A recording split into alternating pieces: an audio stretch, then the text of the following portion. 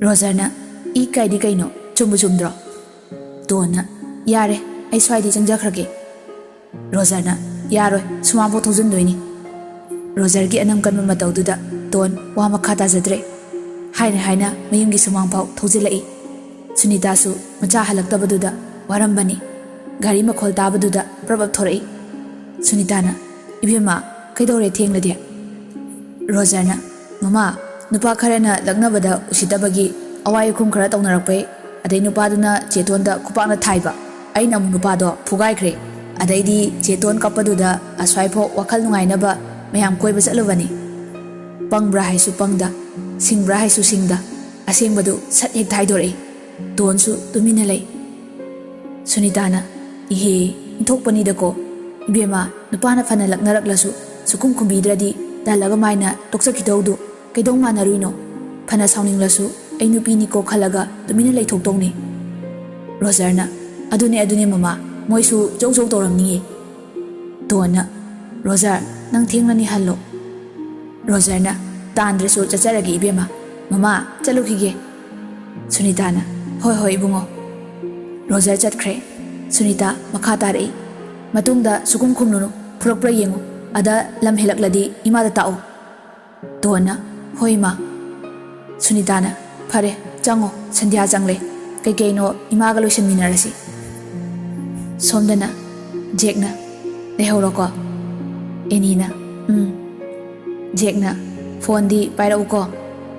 Enina Hoi Enisu Mayumna Zankibaga Jek Suhankre Toibina Ibema Tingida Enina Ima Nasidi Akoi Toibana Koirusena Naha Koirure Toibina Pare Antidik Laida Chakla Libra Hanguro Natraga Horen Asabo Oina Charagera Enina Ma Chararoige Horen Asabo Oina Charage Adoima Aigarido Pinkina Nasidi Pukre Toibina Hoi Kesukai Deda Napigado Honguro Nihak Leraga Roger Suhale Lukoina Toiba Kaida Chatluiba Rogerna Po Chehoi College da Chatlubani Maman Mimiamga Nahakorubani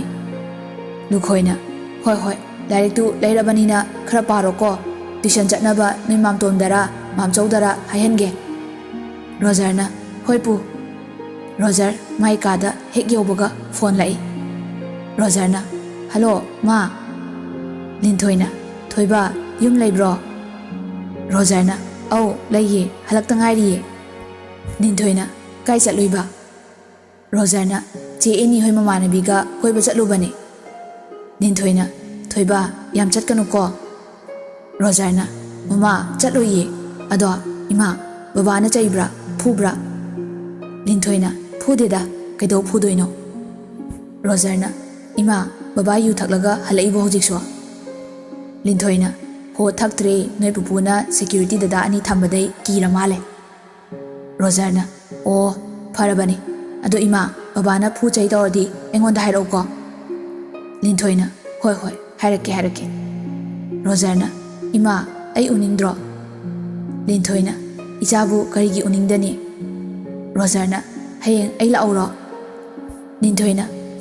Lakano Toiba Adu Saru School Kadringaida Larikpo Kangdabada Mamtondara Chichedara Hango Rogerna Hoima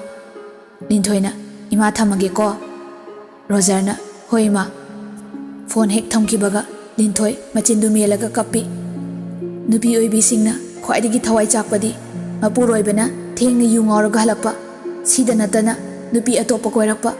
magi nupibu toina khatnaba horakpa masidaisida nupi leire khangna yarakliba nupi singdusu angakpani punumak khangba ngamlabasu nupi otpasidi khangba wai hainaribani Machano pachat kiba numitagi Leo ngawba hingalai Magi nupibu nongta phudabadu phubu horai Lintoi akhang kanbi thongna leibi nupini mabu phu chairasu mahak machin phau khomde kanadasu haidokchade numitugi ahingda Roger mamabu kauraga mikap thorai ka thangnabada leiba machi Enina taraduna thongthilai Enina thoiba Roger phamungde hawatlaga thongdu hangai Enina Toiba Kaidorage Namaigado Humangakta Rogerna चे मंगदा mama उरमे बाबाना याम फुरमे एनीसु नुंगाइजदे मौपाबु थेमजिनबिरई कैसु खलुनुसे मकु मंगनी खंदो रोजरना होइजे एनीना मोंदो मनम नमगा तुमो रोजरना एनीना फजना तुमोको वखल हेना खंजिनगनो थोंसे लोक तोगनो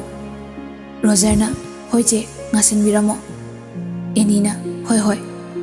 Roger नुमितु मखा ताना तुमथबा याद्रे ममागी खनबदा वखल जात जात वखंद खंजिली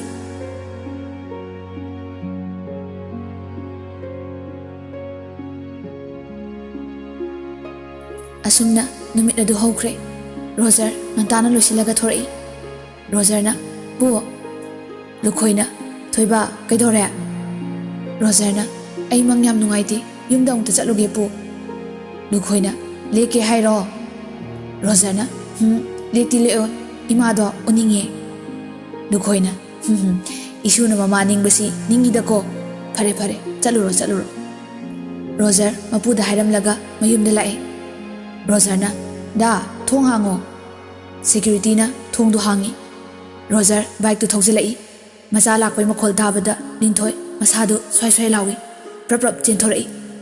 Roger हराव हराव ममाबु येंगलकपदा ममागी ममाइदा दाखोम तारंबदु उबदा ममाई मनाक्ता चेंसिली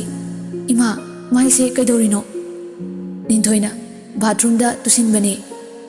रोजरना इमा नसादा ओइदबा ngangliba karigino दा इमागी माइसे कैदौरिनो सिक्यूरिटी अनिदु लुकथरगा तुमिना लई रोजर साउरगा चैरई सिदबो सेनौ हाइदुना पैसा पिरिबा नत्रो लिंथोयना थोइबा कैनो नंगना हाइदो मिगोंदा अदुमना हारिबा करिगिनो आइना नंग लाकनु हाइद्रा रोजरना इमा नचान इमाबु क्याम नुक्सी हाइबसी इमाना खंबिद्रिबा करिगिनो नचादा फनमिनमलबसु इमागी चैनादो नचादासु फावे लिंथोय कपगा थोइबा रोजर इमुंगदा प्रप चंख्रे ममाना तानाजै लिंथोयना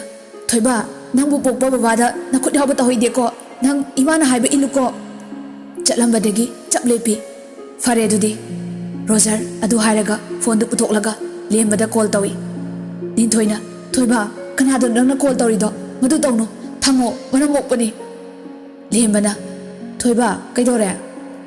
रोजरना मामचो अयुमदा लै पुपुदा चलुगे हाइरमबने मामचौ होय मामतोन होय लोइना लाओ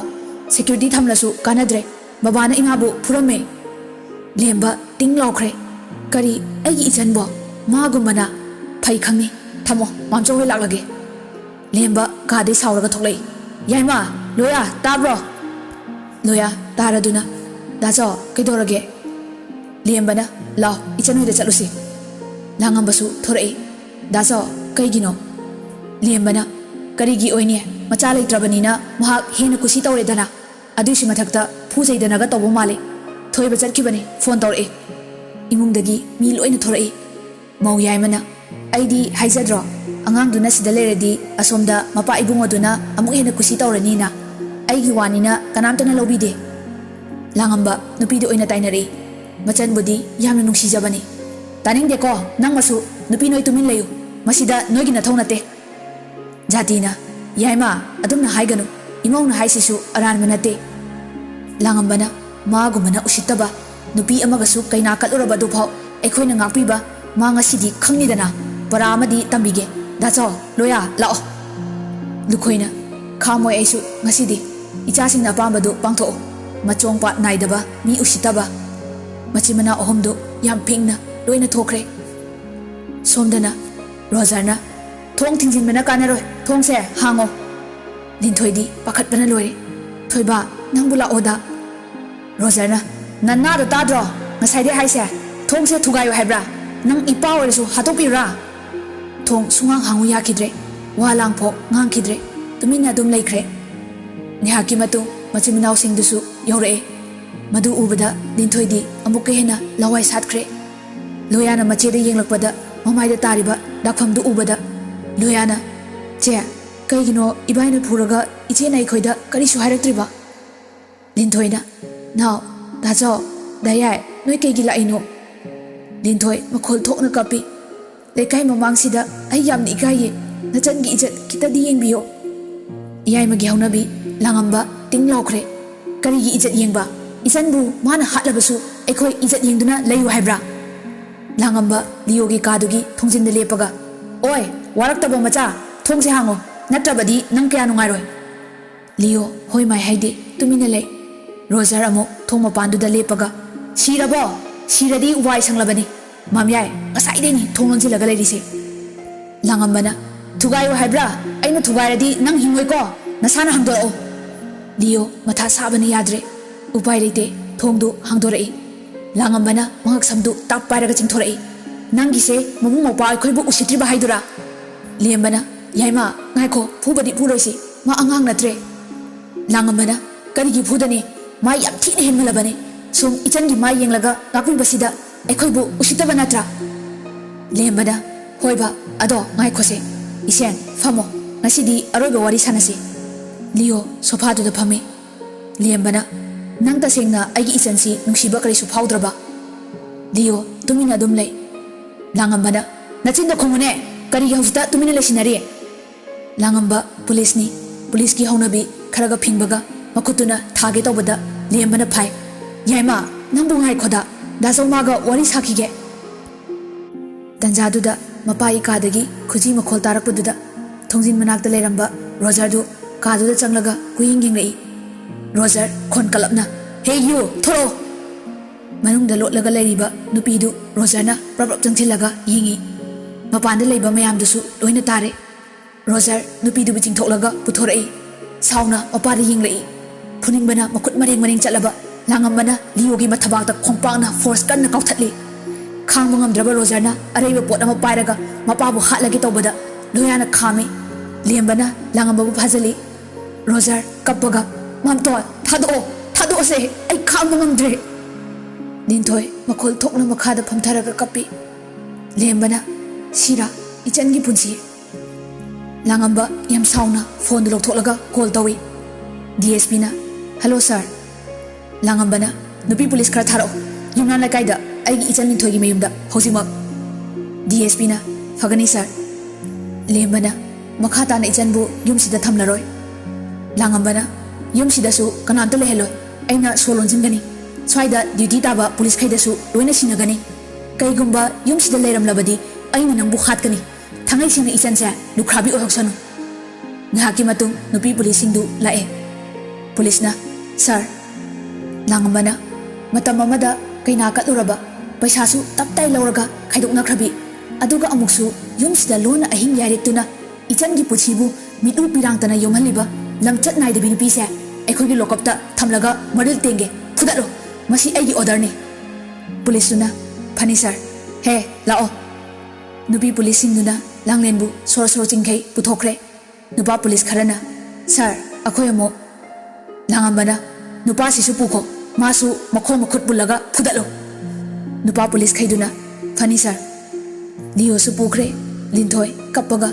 ꯗꯌꯥꯏ ꯇꯥꯃꯣꯗꯗꯤ ꯐꯨꯕꯤꯒꯅꯨ ꯑꯍꯩꯕ ꯃꯥꯏꯕ ꯑꯃ ꯇꯥꯟꯅꯔꯒ ꯃꯥꯒꯤ ꯐꯠꯇ꯭ꯔꯕ ꯋꯥꯈꯜꯁꯦ ꯀꯣꯛꯍꯟꯁꯦ ꯑꯁꯨꯝꯅ ꯇꯧꯔꯝꯕ ꯅꯠꯇꯤꯌꯦ ꯂꯥꯡꯉꯝꯕꯅ ꯏꯆꯟ ꯇꯥꯅꯤꯡꯗꯦꯀꯣ ꯃꯤꯅ ꯉꯥꯎꯕꯕꯨ ꯀꯔꯤꯒꯤ ꯂꯥꯏ ꯇꯤꯟ ꯈꯣꯏꯔꯝꯃꯒ ꯐꯕꯅꯣ ꯃꯥꯗꯤ ꯆꯩ ꯋꯥꯠꯄ ꯂꯩꯅꯥꯅꯤ ꯂꯥꯏ ꯑꯣꯛꯅꯕ ꯅꯠꯇꯤꯌꯦ ꯂꯣꯌꯥꯅ ꯏꯆꯦ ꯀꯥꯟꯗꯦ ꯂꯣꯏꯁꯤꯜꯂꯣ ꯆꯠꯅꯕ ꯇꯧꯁꯦ ꯔꯣꯖꯔ ꯃꯃꯥꯒꯤ ꯃꯅꯥꯛꯇ ꯆꯪꯁꯤꯜꯂꯛꯏ ꯏꯃꯥ ꯂꯥꯛꯑꯣ ꯄꯨꯄꯨ ꯍꯣꯏꯗ ꯂꯩꯔꯨꯔꯁꯦ ꯂꯤꯟꯊꯣꯏ ꯀꯞꯄꯒ ꯏꯃꯥꯒꯤ ꯊꯣꯏꯕ ꯂꯦꯝꯕꯅ ꯏꯆꯟ ꯂꯣꯏꯁꯤꯜꯂꯣ ꯏꯆꯟꯁꯨ ꯌꯨꯝꯁꯤꯗ ꯂꯩꯔꯅꯨ ꯑꯥꯗ ꯄꯨꯟꯅ ꯂꯩꯔꯨꯔꯁꯤ ꯊꯣꯏꯕꯅ ꯃꯇꯤꯛ ꯆꯥꯔꯀꯥꯟꯗ ꯑꯃꯨꯛ ꯅꯃꯥꯅꯆꯥ ꯂꯩꯒꯦꯁꯨ ꯂꯩꯌꯨ ꯂꯣꯌꯥꯅ ꯏꯆꯦ ꯑꯗꯨꯅ ꯐꯔꯅꯤ ꯂꯥꯛꯑꯣ ꯆꯠꯂꯁꯤ ꯃꯕꯨꯡ ꯃꯧꯄꯥꯅ ꯍꯥꯏꯃꯟꯕꯗꯒꯤ ꯅꯨꯃꯤꯠꯇꯨꯗꯒꯤ ꯂꯤꯟꯊꯣꯏꯁꯨ ꯃꯄꯥꯝꯗ ꯂꯩꯈ꯭ꯔꯦ ꯂꯤꯌꯣꯁꯨ ꯖꯦꯜꯗ ꯊꯝꯈ꯭ꯔꯦ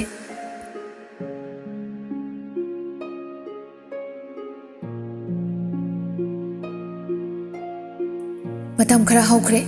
ꯔꯣꯖꯔꯁꯨ ꯁ꯭ꯀꯨꯜ ꯆꯠꯄ ꯍꯧꯔꯦ ꯇꯣꯟꯒ ꯐꯣꯟꯗ ꯉꯥꯏꯍꯥꯛ ꯉꯥꯏꯍꯥꯛ ꯋꯥꯔꯤ ꯁꯥꯟꯅꯕ ꯅꯠꯇꯅ ꯎꯅꯕꯩ ꯃꯇꯝ ꯁꯪꯗ꯭ꯔꯦ ꯁꯟꯗꯦꯗꯁꯨ ꯑꯦꯛꯁꯇ꯭ꯔꯥ ꯑꯣꯏꯅ ꯃꯌꯨꯝꯗ ꯑꯣꯖꯥ ꯀꯧꯔꯒ ꯈꯪꯗꯕꯈꯩ ꯇꯥꯛꯍꯟꯗꯨꯅ ꯂꯩꯈ꯭ꯔꯦ ꯃꯅꯤꯄꯨꯔꯒꯤ ꯍꯧꯅꯕꯤ ꯕꯟ ꯀꯟꯕ ꯅꯨꯃꯤꯠꯅꯤ ꯂꯩꯁꯥꯕꯤ ꯑꯃ ꯁꯤꯔꯝꯕꯒꯤ ꯃꯤꯍꯥꯠꯄ ꯗꯟꯗꯤ ꯄꯤꯌꯨ ꯍꯥꯏꯗꯨꯅ ꯏꯔꯥꯡ ꯀꯟꯕꯗꯒꯤ ꯃꯍꯩ ꯂꯣꯏꯁꯪꯁꯤꯡ ꯑꯣꯐꯤꯁ ꯂꯣꯏꯅ ꯀ꯭ꯂꯣꯖ ꯇꯧꯈꯤꯕ ꯇꯟꯖꯥꯗꯅꯤ ꯐꯣꯟꯗ ꯇꯣꯟꯒ ꯔꯣꯖꯔꯒ ꯋꯥꯔꯤ ꯁꯥꯔꯝꯃꯤ ꯇꯣꯟꯅ ꯍꯜꯂꯣ ꯔꯣꯖꯔꯅ ꯑꯝꯇ ꯎꯅꯁꯤꯗꯅ ꯇꯣꯟꯅ ꯑꯦ irang maraksida. Roger na irang maraksida romance tawsi haibani natradi matamsu sangdana. Don na yare bunga 12 kaidu khangauroi position lepnaba honau. Roger na position di khangde question soidan lepkani. Don na hawraklaba nangi screw na thokpido. Roger na phagi nate amta unasida nangba uda kuire aibu unungbaga phawdabro. Don na uninglasu matang matam haiba malayi. Roger na ado aidi nang yam uningeba. Don na yam uningladi video call toro. Roger na as nupi nang inung henu sige yam hauzanu ko. Nakandagi mamana thoiba direct bari bo. Roger phone du sat manaki table du da thami. Aw ima Ninthoi na thoiba ngasidi mama noi babagi manakta chatluge. Roger mapa palakpaduda ting laukhre phone thamkidri habasu ngihaktuda kawkhre. Kaidoba chatoino imana kaigino jailda ngihak laitana chatlaga sadubu chak pijariba. Ninthoi na thoiba nang adumna haigano pharasu patrasu nangbu popana pani. Roger na yare palakano ma aigi ipanate imana aduk minungsi utpiridu karigino pharaloidaba miduda. Ninthoi na aigidi ipuroibane thoiba karamba nupina magi mapuroibabu fatte haiduna miraigadage. Roger na ima aidi punsigi oina madugi miduga leminaba ngamlaroi hairisniko maga leminado saru thori yalaga sijakige. Ninthoi sauraga masagi mamaida khupana tharami. Thoiba Roger makhatade tumini luktharaga lei. Ninthoi na ngakpiba haibase akhoi miyoibagi athoiba gunni hainaribani adugi su mathakta misaktu mitop nate nangbu hek pokpana pani. Roger mapi ira chelai kayarak ngakpi gi haibano ima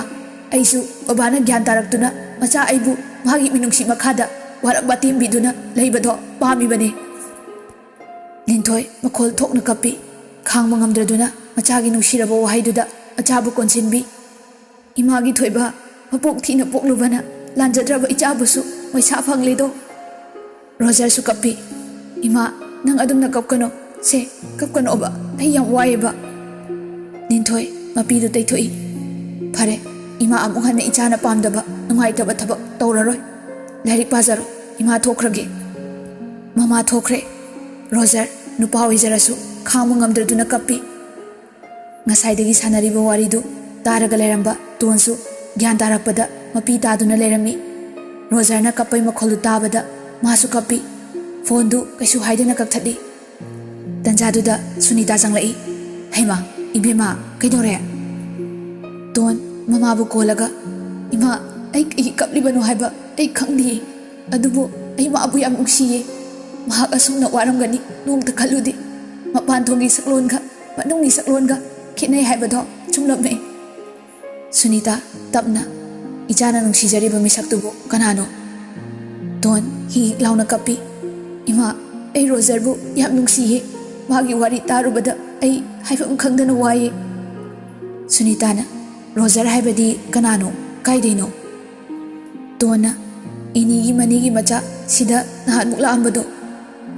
Sunita na o adu kaidorage magi kari wari no. Tona sanakiba waridu mama dalirami. Sunita na nupadi awabase khangma ngamdabani nang ibungodo fasana loinabiu pamuine adugumba afaba angangdudi amuk ngauchanakini wadi wabazaniko mapuroi fataba kaise aigidi lairejarasu noi babadi fakredako. Phare aidi ichana kapai makhol tabaduda kaidorogena changlakpani kaisu khaluranoko adui saru nupa majado fasana loinabiu. Dona hoima. Sunita su thokre nungsiba khra khra horaklaba matamsida wari tarubadagi Roger bu hena nungsiba phaurai. Mamana su yarapadu ubada thamoidagi phaurakpa nungsibagi mayaida maithongda mumon noksei mitluday pirang mahaksu maning tamna tarai. Don nokmi nomi mapidu day tholaga phone du laukhali. Roger gi number duda call toksali. Roger phone lakpaduda mapidu day tholaga phone du paikhali. Hello. Dona laktribo. Roger na kaibo.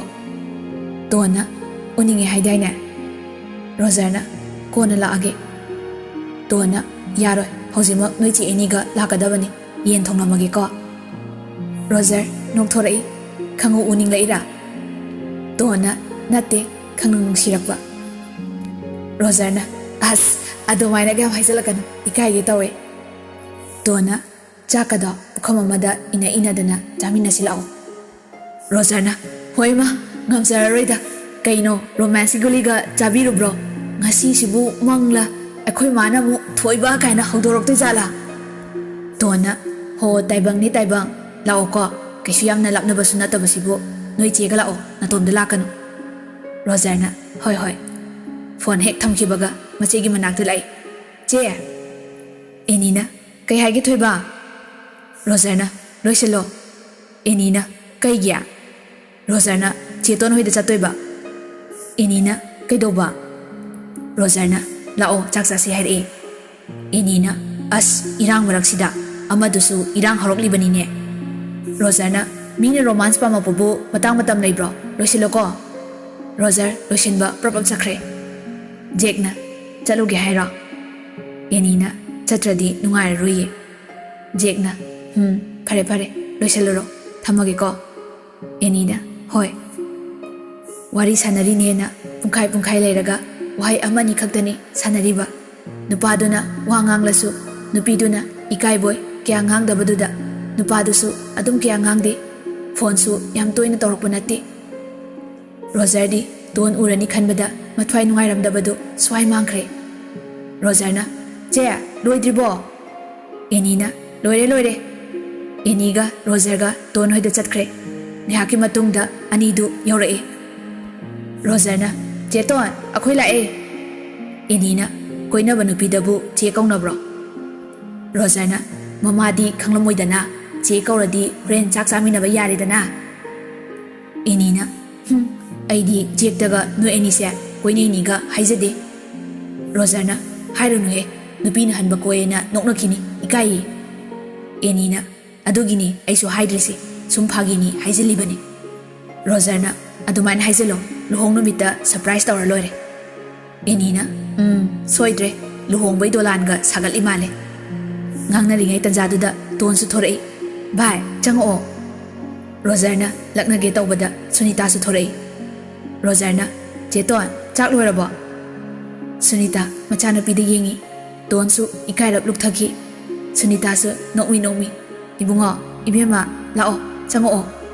chak pudi loire hinjang di ibungo na thongba tare hinjang thong hairapaduda Roger na inebo nayadi yerum putpa baw haitiye eniga ton go onsinaraga